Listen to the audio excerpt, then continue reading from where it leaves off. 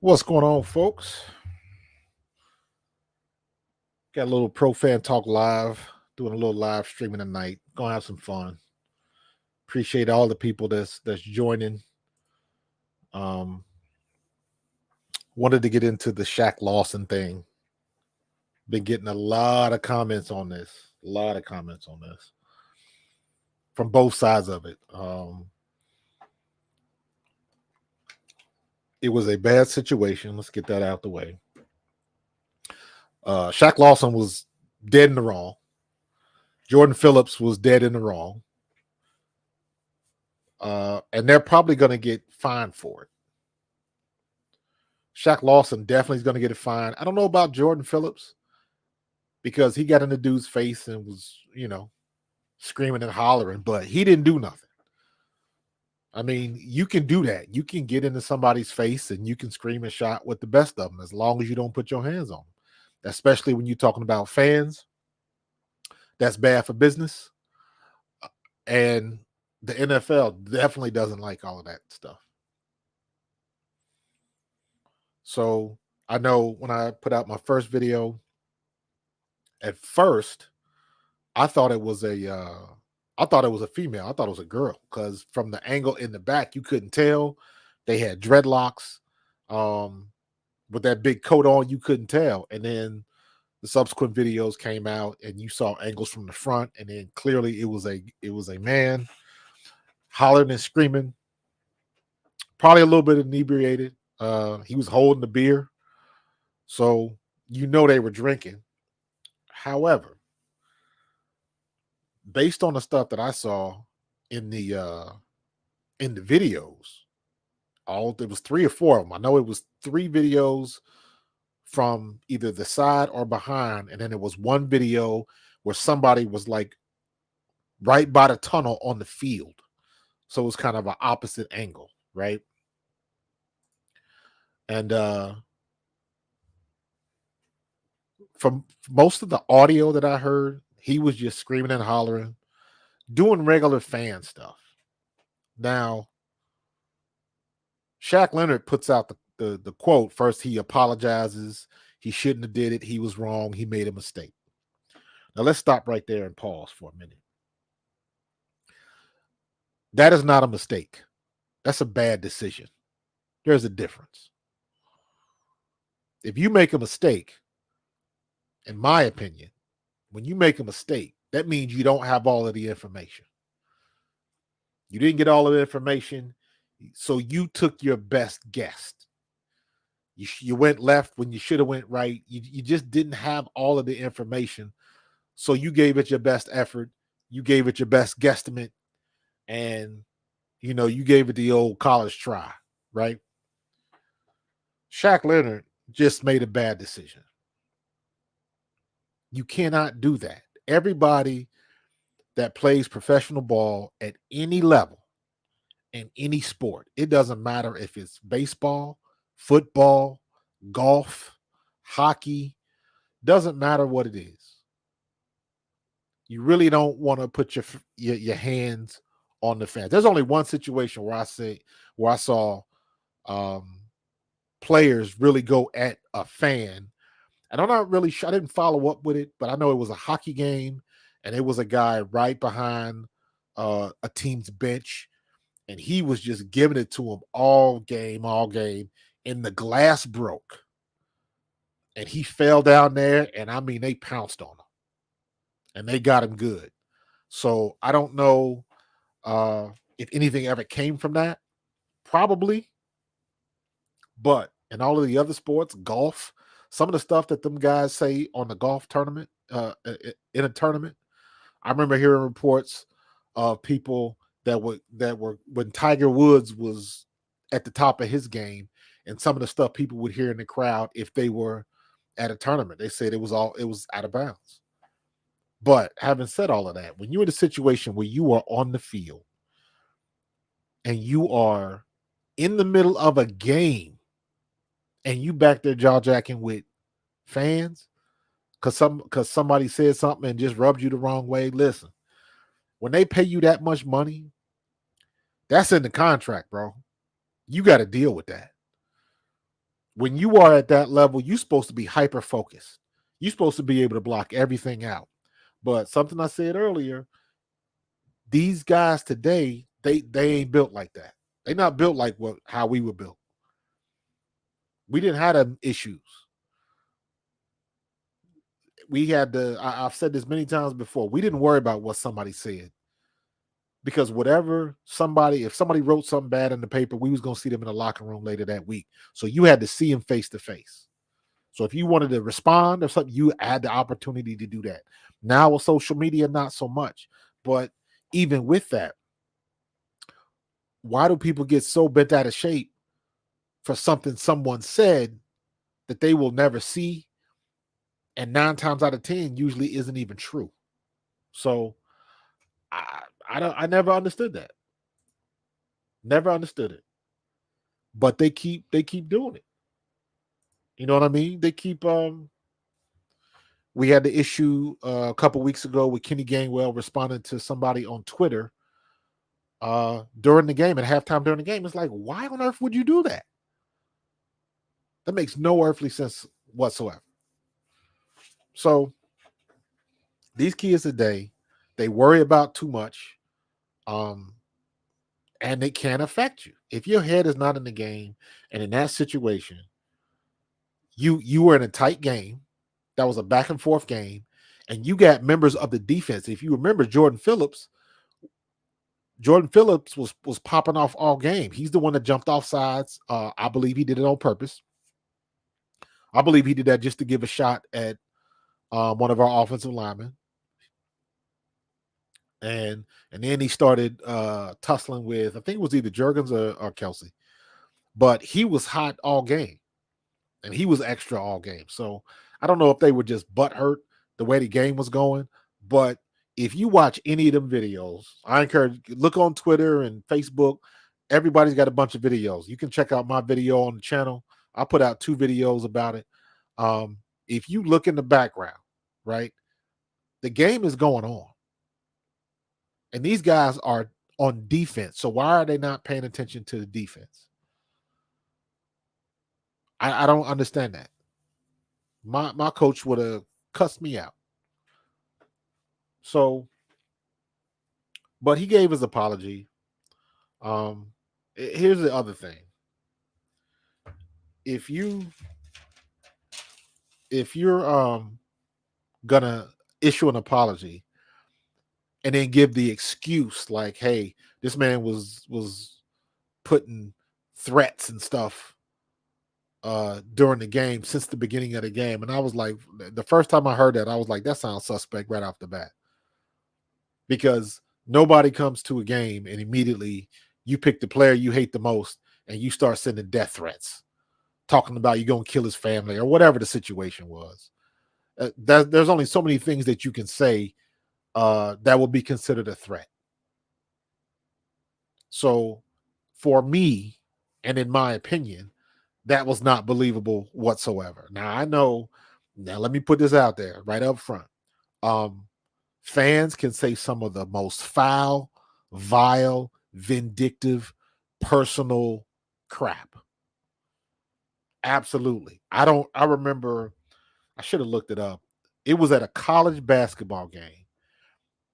And the home team, something had happened to one of the players on the opposing team. And the home team, I don't know if something happened to his girlfriend. I can't remember exactly what happened, but the home team were holding up signs of this dude's ex-girlfriend or his mom, or it was something weird, but it was very personal. And it was very vindictive. Somebody in that student group had done homework and they had picked something that was very personal and very hurtful was what it was. And it was the whole student body section. You know, you watch some of those college games and all of the bleachers behind the basket, when they shooting free throws, they'll hold up signs of bikini girls or all kind of stuff. So I wish I could remember what it was, but it was it was not right. It was not right, and it was purposeful. It was pointed. It was focused. It was very vindictive and raw. But they got away with it because it's the student sections doing what students do and all that kind of stuff. So I understand what fans do and how um, juvenile fans can be. I've heard it before when I played in college, when I played in the pros. It ain't no different. And it's the one thing when you at the NFL and those guys, they ain't rookies. They've been in the league for a couple years. So they've heard much, much worse. Guarantee you they've heard worse. But for them to leave the bench, go behind the bench while the game is going on, man, that's next to no mental toughness, dude. None. When you get paid that type of money, that's part of your job description. Block out the outside noise, focus on what you got to do and keep it moving. And they couldn't do it. You go around that corner, you go around that bench as a posse of four because some guy is heckling you, and then one of your teammates puts hands on them. That whole interaction is going to cost y'all a whole lot of money. So, and then you put out that weak ass apology. It's like, it's too late for that, bro. It's too late for that. And what's even more, and I guess people in this generation just take it for granted because they see it every day. I don't, because I didn't come up with it. But you cannot enter into a situation like that because everybody around you, 100%, everybody around you's got a phone. So that's instant receipts already. So it doesn't matter that he said, she said. You got people that got you on film in 3-4 different angles. So, you know what, Blue City? I'm on the outside looking in about the Josh Giddey. I got to look that up. Please explain that to me, because I saw somebody said something on Twitter aimed at Malika Andrews and why she didn't cover the subject. So I'm not sure what the Josh Giddey thing is about. I haven't really been following the NBA. I just quote unquote bought in with the Sixers, but I'm still not following the Sixers. I'm too focused in on Philadelphia right now and the Eagles. So give me a brief synopsis of what the Josh Giddey thing is. Matter of fact, I'm gonna look it up on my other computer over here. Let me see. I've been hearing that a lot, and I've been seeing it a lot. Josh Giddey. Incurred the allegations. Oklahoma City wing Josh Giddey reportedly looking into claims he had relations with a minor. Oof. Police in Newport Beach, California, launched an inquiry into allegations that OKC Thunder Josh Giddey had a relationship with a minor, according to Los Angeles Times. Details were sparse in the investigating, stemming from allegations that went viral last week. Police spokesman told the Times only that the case involved a minor, and detectives were looking into it, whether a crime had occurred. Giddey turned 21 in October, and California age of consent is 18. His girlfriend is either 15 or 16, but where she is from, it's okay to have this.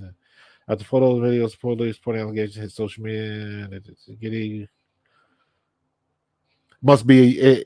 He must be from Europe.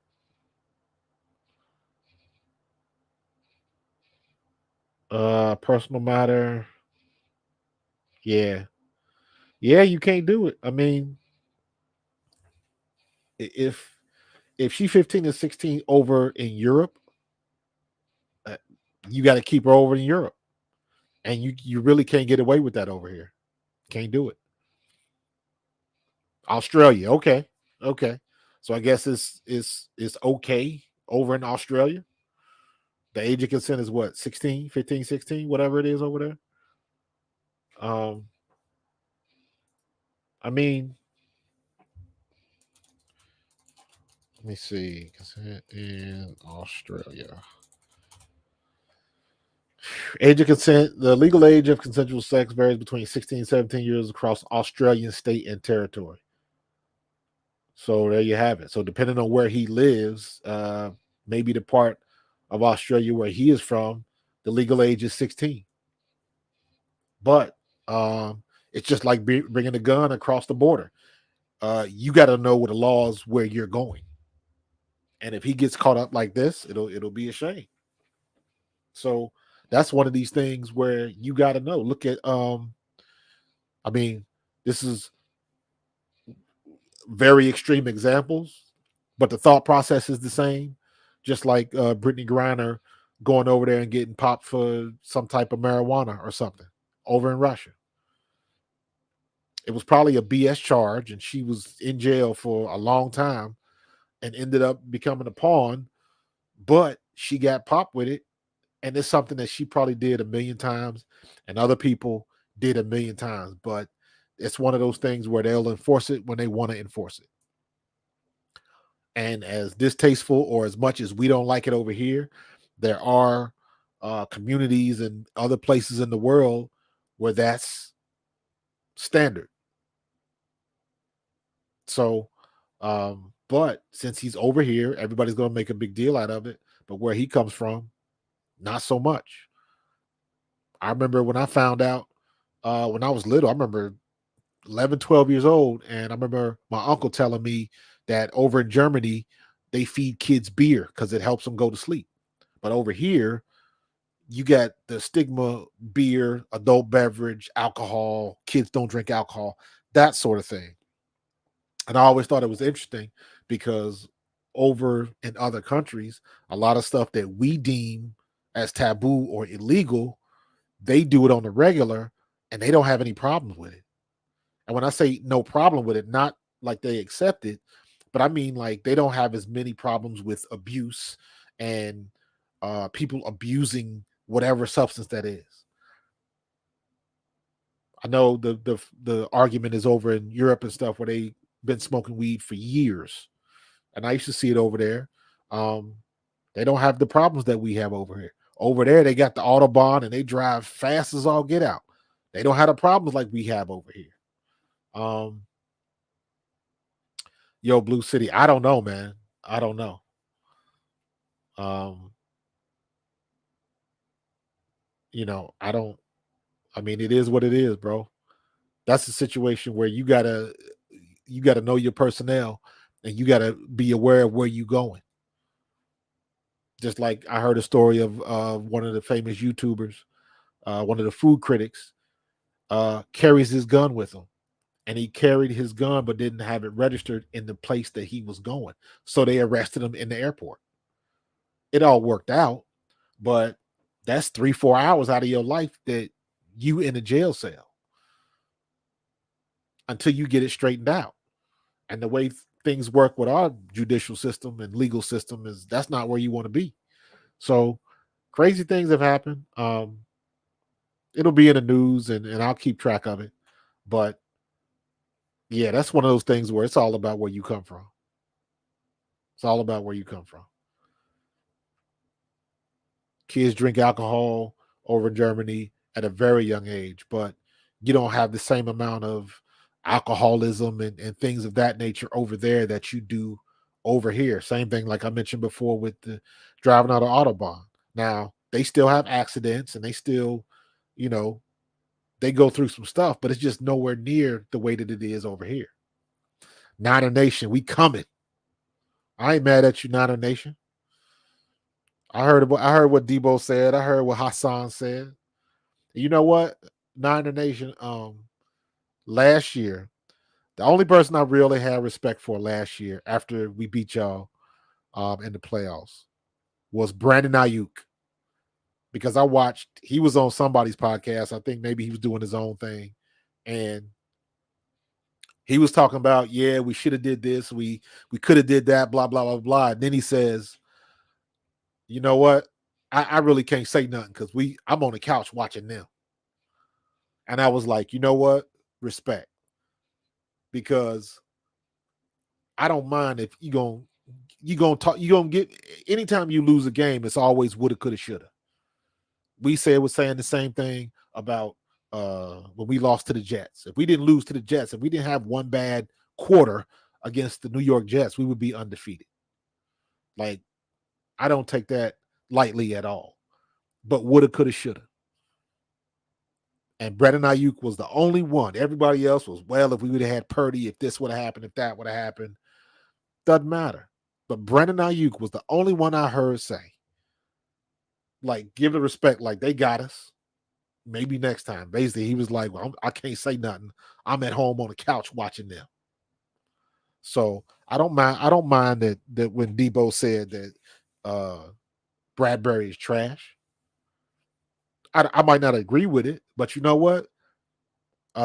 Respect to Debo because he said it and he put his name on it. He didn't skirt around the issue. He said it and put his name on it. And if you're willing to do that, more power to you. Don't hide behind social media or nothing like that. He said it. He didn't double down on it. He just said he don't apologize for what he said. He don't regret nothing or take nothing back, and he shouldn't have to. There you go, Niner Nation. You got to check out some of my other videos, dude, because I'm a former player, so I don't really get caught in all of the and a lot of the fandom nonsense. You know, I will admit that, like, being a former Eagle player, and now being an Eagles fan, it is a little disrespectful, some of the takes on the Eagles. However, it doesn't matter. I put out a video a couple days ago about all of these people giving the rankings, and he's 10-1. Why is he ranked down here, and why are they ranked in front of him? And it don't matter. Doesn't matter. The only thing that matters is that Brock Purdy and Jalen Hurts are gonna meet at 4:30 in Philadelphia, and then we gonna see what's what. Hassan Reddick said it perfectly. The 49er fans had the boo-hoos and excuses and stuff last year why they didn't win, and everything that comes when you get a loss like that. And I understand that because I've been in that same situation and it sucks. So I get it. I can empathize. But Hassan Reddick hit the nail on the head. All of that talking and all of the woulda, coulda, shouldas don't do nothing but rhyme. But on Sunday, now's your opportunity you put up or shut up. If it's a good game and y'all get the best of us, there you have it. Then the narrative changes a little bit. But the rankings and how everybody's doing what and this, that, and the other don't matter. The only thing that matters, and this is from a player's perspective, the only thing that matters is what you do on Sunday. San Francisco did not matter when we played Buffalo. But you get all these people talking about this schedule we got, and we got a tough row of games coming. And it's like, all of that crap does not matter. The only thing that matters is who we play on Sunday. Last week, the only thing that mattered was Josh Allen and the Buffalo Bills. This week, the only thing that matters is Brock Purdy and them San Francisco 49ers. That's the only thing that matters. All this other kind of crap, I don't get involved in all of that kind of stuff because it don't matter. In my opinion, San Francisco has the edge right now for the simple fact that San Francisco is healthier than we are. That is what gives San Francisco the edge, in my opinion. I think we are going to struggle with our linebackers. If Shanahan has been paying attention, he's going to come up with some motions and sets and have either Debo, Kittles, or CMC being covered by Moreau or Christian Ellis. And it'll be a situation where we got linebackers covering skill positions. And we'll be in trouble. Because I don't care if it's Moreau. I don't care if it's Christian Ellis, Zach Cunningham. I don't care if it's Greenlaw. I don't care if it's Fred Warner. No linebacker can cover skill positions. They can't do it. They can run with them, but linebackers don't have the hips like a cornerback. Cornerbacks are the only ones that can do that. Safeties can't even do that. Safety is he's the safety. He's the backup. He's coming up to be physical, make the tackles, and prevent the big play. He's the safety valve. Cornerbacks are the ones that have basically the hardest position on the field because they got to cover the fastest and the most skilled guys on the field every play. So I think we can put some things together that can get past Warner and Greenlaw and all of that kind of stuff. I don't think we're going to have a problem with that. I think it's going to be up against our offense coming up with a good game plan and our defense stopping your skill positions. What's up, Facebook user? Who is this? Who's the Facebook user? It doesn't tell me your name. It just says Facebook user. So I appreciate you joining in, though. But yeah, man. So it's gonna be a good game this week, man. It's gonna be a really good game. So I'm still watching tape to see what I'm trying to see what differences. Hey, what's up, Denny? What's up, homie? Appreciate you joining in, bro. I'm still watching tape on San Francisco because what happens is, Denny, when you post from Facebook, you got to give Facebook permission to use your name. That's why it does that. So yeah, it's like a security thing. You got to give Facebook permission so YouTube can use it or something like that. So it's not going to put your info out there. So, but in any case, appreciate you joining, homie. So, but yeah, man, it's going to be what can our defense do against all of the weapons that San Francisco's got, because y'all got a four-headed monster, man. Y'all got Kittles, Debo, CMC, and when Purdy's on his game, and Purdy's been starting to run a little bit, so I'm interested to see if we can get hands on him, because the one thing Shanahan's been doing and Purdy's been good at is getting rid of the ball quick. 1, 2, 3, throw. So we'll see what happens. Jalen Hurts looked better last week. He ran better. And that knee is getting better, getting healed up. He is not quite full speed yet, but he looks a lot better than he did a couple games ago. He looks much better than he did against Dallas. He looks much better than he did against everybody else. The bye week came at the best time, at the absolute best time, because he needed that rest. So he got to get his legs together. So it's going to be a good game, man. It's going to be a good game.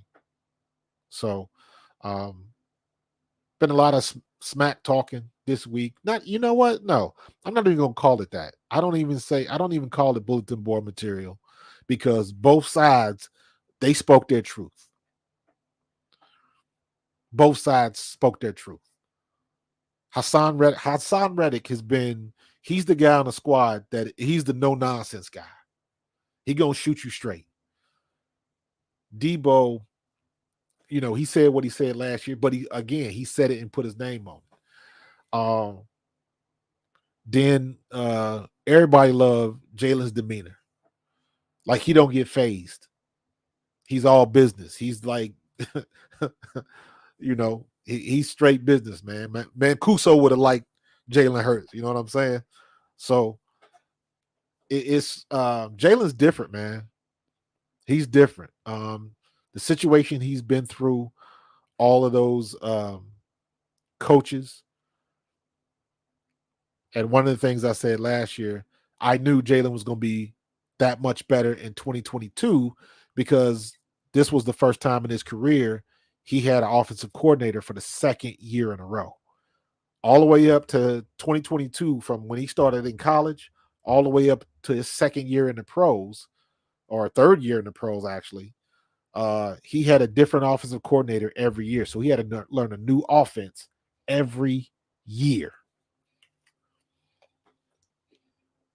Oh, you already know that, bro. So now that Jalen has been in one place and he had the offense for 2 years in a row, I was like, he got the answers to the test. So he's going to be much better. And he was. So Now we got that revolving door again. And Steichen, I wish Steichen could have stayed for another year, because if Steichen would have stayed here, that offense would have been that much better. But Brian Johnson is finally fitting in. Brian Johnson, I still got some nitpicks with some of the stuff he calls, but overall, I'm just nitpicking. Can't really criticize because we 10-1. So you can say what you want to say.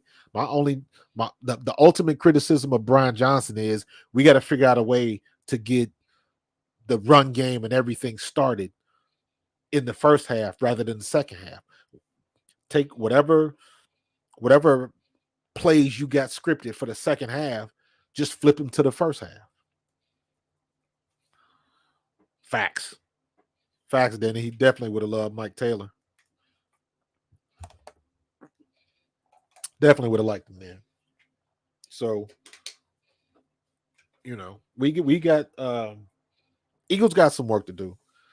San Francisco got some issues too. Everybody got issues.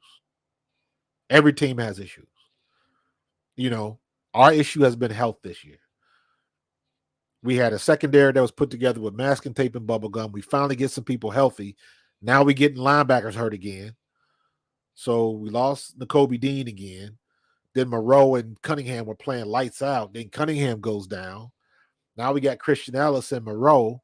Hopefully we can sign Shaq Leonard, and hopefully his back is not keeping him from playing at a high level. But there's a reason why he was on the bench, and there's a reason why the Colts let him go. Not Frank Reich, but Shane Steichen is not a bad coach.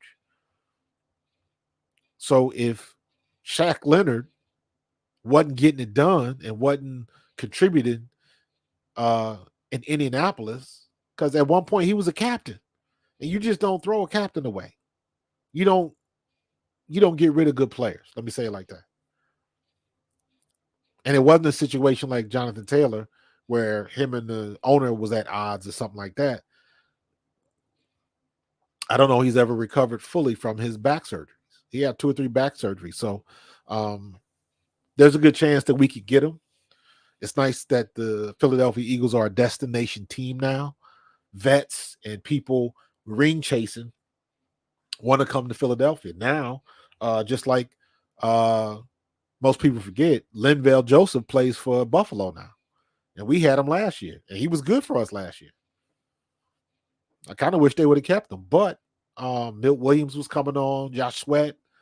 And then you got big man in the middle, Jordan Davis and Jalen Carter. And Jalen Carter, if he stays healthy, he's a lock for Defensive Rookie of the Year. And you know what? He has earned every bit of it. They ain't nobody. He's running away with that. It's not even close. This kid is on another level. All he got to do is keep his nose clean and keep doing what he's doing. And yes, all of the comparisons to Aaron Donald are valid. They're valid. So Jalen Carter, just keep doing what you're doing, bro. Because our defense, we just got to get settled in. And we got 5 or 6 games to really do it. And that's a lot of time. That's a lot of time. And we are in the enviable position because we beat Buffalo. We are locked into the playoffs. We still got a battle to get to win the conference and get home field advantage and all that stuff. But as of today, the Philadelphia Eagles are in the playoffs regardless of what happens going forward. And that's where you want to be. So hopefully we can get through and have some clean games. Now we got Lane Johnson is jacked up a little bit, but I will say this. Jack Driscoll played his ass off the other day, with the exception of the very first play. And I watched a couple of who was I watching? Trey Thomas. Trey Thomas used to be a tackle for the Eagles.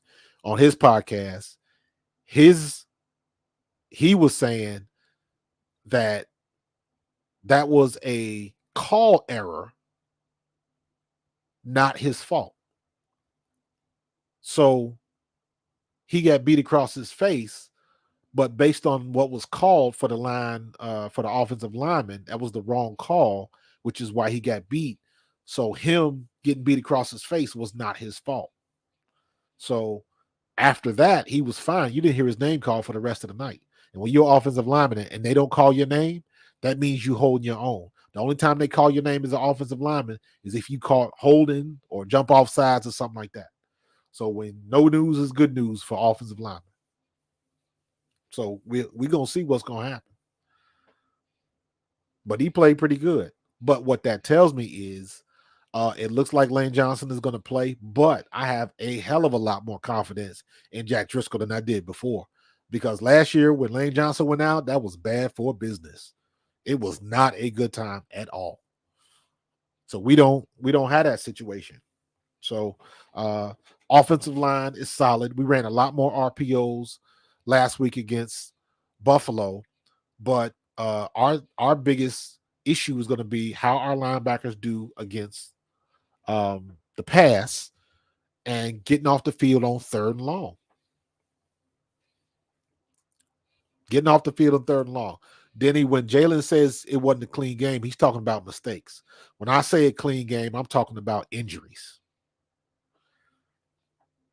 Jalen says it in his interview, we got it clean. That means he wants to eliminate the mistakes, the fumbles, the picks, the turnovers, deflects, all of that kind of stuff.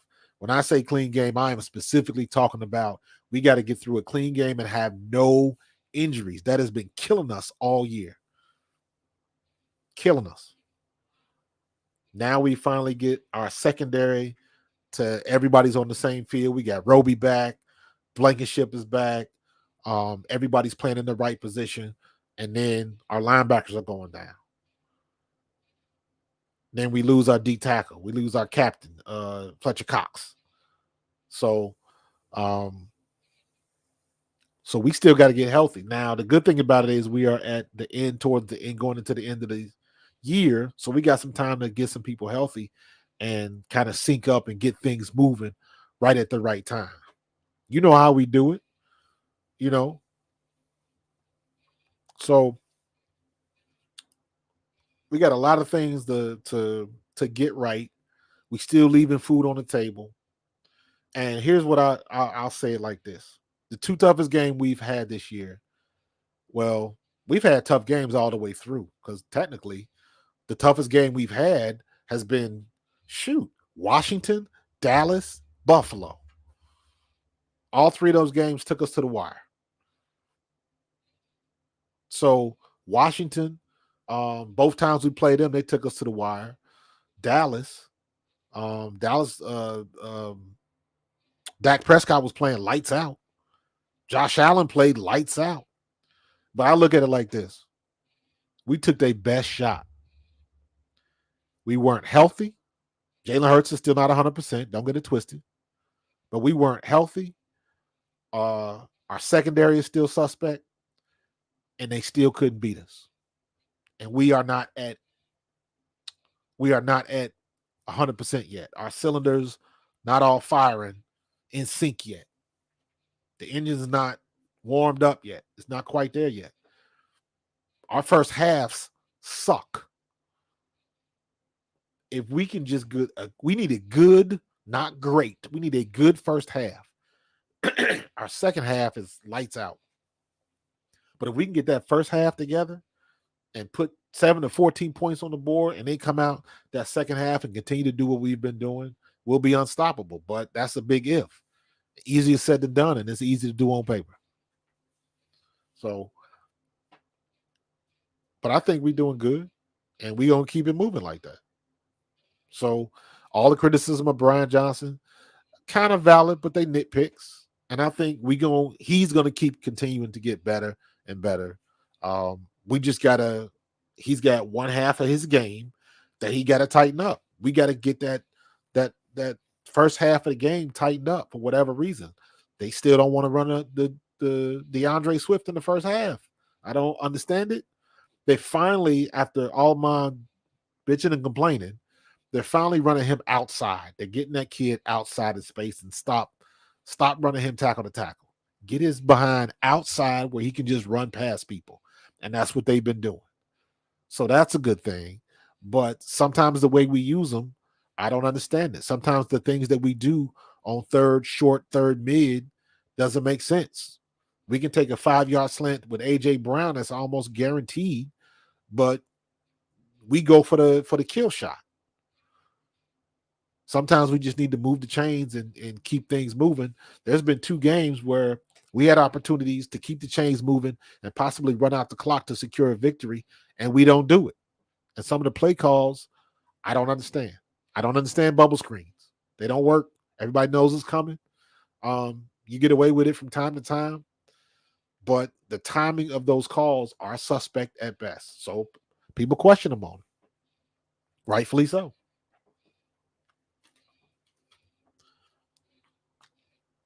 But I will say this. As good as San Francisco is, they said the same thing about Dallas. We won. They said the same thing about Buffalo. We won. So we're finding ways to win. Our defense is bend but don't break. We got to tighten up that secondary and tighten up the zones because we got some skill positions coming to the house. Now, the one thing that falls in our favor that didn't last week, we had the ugly weather. Buffalo, that didn't phase them because they in Buffalo. They used to it. They used to the cold. They used to the wetness, rain, snow. They are used to that. San Francisco, not so much. It looks like with the weather, it's going to be rainy. It's definitely going to be cold because we messing around with the 30s now, and that is not good for West Coast teams. It never has been. Never has been. So that is going to be an advantage for us. So hopefully we can, use that to our advantage and keep it moving. But we got some opportunities. I know they're missing a safety. I know they got some other injuries, but at the end of the day, Jalen Hurts is full strength. Brock Purdy is full strength. Brock Purdy is he's gonna dink and dunk all day. That's what he's gonna do. It's gonna be CMC, pitch left, pitch right, CMC screen, CMC shallow pitch, Debo going across the middle. They're going to run those clear and those dig routes across the middle. George Kittle's going to get in there every now and then. It's going to keep it going. Cody K, what's going on, my guy? Just doing some live streaming tonight. It's all good. Appreciate you for joining me, though. So, yeah, I expect to see a lot of Debo going across the middle, short routes. And the good thing, people can say what they want to say about Brock Purdy. Brock Purdy is getting rid of the ball on time, accurate, and he is getting the ball to his playmakers and letting them make plays. That's the key. They're getting the ball in the hands of your playmakers. Let them make plays. Let them do what they do best. That's what you pay them to do. We still trying to hold out DeAndre Swift until the second half. And it's like, why are we doing that? Get that kid the ball. If you want to mix it up, Boston Scott, every time he gets on the field, he looks good. Get him the ball. But we have to establish the run and be able to run the ball because San Francisco's a little weak against the run. So we got to be able to take advantage of that. But it doesn't matter if you got a A+ back if you don't run them. That's the one thing I like about San Francisco. They give the ball to CMC 8 different ways. He's off tackle, he's pitch out, he's read, and I'm a big fan of the read plays because that's how you are most successful as a running back. And also, they let him go downhill. They will put Purdy under center, get him the ball deep, and I love that play they run. It is a pitch, but it is I call it a shallow pitch. So they pitch it to CMC, but he's running off tackle. He's not hitting it outside. I love that play because if they crash down, he has the opportunity. He's got enough depth where he can still bounce it out, but they block it like it's an off tackle play, and usually he can cut it all the way back. That's a brilliant play because when you reverse out and you see pitch, everybody shoots out like you going wide. And the one thing Shanahan does, and I wish we would employ the same concept because it doesn't matter who runs it, it always works. When your quarterback is under the center and he reverses out for a pitch or he sticks that hand out for a deep handoff, it forces your linebackers to flow. When the linebackers flow, It sets up the blocks for your offensive linemen. That's how you spread them out. That's how you get holes. That's how you get running backs that can see it, cut it back. They can see the hole before they get to the line of scrimmage. As good as DeAndre Swift is with the Eagles, we have a bad habit of always running our running backs east and west. San Francisco runs north and south. CMC, he's fast. He's stronger than the average, and he's going north and south. He's breaking tackles, running people over. I remember last year when he ran over Marcus Epps. So we got to be able to take advantage of that and be ready for it. And I don't understand why we don't do that with our running backs. Hate it. But what you going to do? So, man, I got sidetracked. I was supposed to be talking about Shaq Lawson. But it's all good about the Niners. So, it is what it is, man. You figure out who the best is on Sunday. And if Brock Purdy comes in and lights us up, so be it. So, but yeah, man. I'm about to get up out of here. Just had to get that off my chest. The Shaq Lawson thing. I'm still going to be watching that to see what happens with that. Just stupid. And I'm going to continue to study film on the 49ers. They run that 4-man front. They run the 4-2 nickel. Greenlaw and Fred Warner are flying all over the place, and they usually run that nickel backfield with 2 high. And they'll mix it up and disguise coverages a little bit, but they like to play man, and then they'll drop those cornerbacks back in zone a little every now and then. So they mix it up, but we should be able to handle our business. So we'll see. So I'm gonna get up on out of here, man. I got 50 minutes in. That's pretty daggone good for me. So, and don't forget, check me out on Thursday, A2D Radio, 7:00, for my show Pro Fan Talk. That's every Thursday. And please, man, check me out on my YouTube channel. I'm putting content out daily, trying to make it grow. Tell your friends about me. Denny, tell all the homies, everybody at the crib, everybody you know, tell them to check me out. Got to get them subscribers up. You know how it go. But I'm going to get up out of here, man. Hey, I appreciate all y'all for joining me. I'm going to start doing live stream stuff more and more and more. I got to find a good set schedule that I like. I'm trying to go later so I can get people from the West Coast watching. And in the future, I'm going to have a couple guys from like really big Eagles groups and stuff like that to join in. So trying to do some different things. Trying to get some people from the Twitter spaces to jump on. When I say jump on, I'm talking about I give them the link, get them on camera so we can get it popping. But yeah, man, enjoyed it. I appreciate you guys joining me. I'll probably have something on my YouTube channel. And again, check me out Thursday night, 7 p.m., A2D Radio, the mothership. I will be there. All right. I will holler at y'all later. Peace.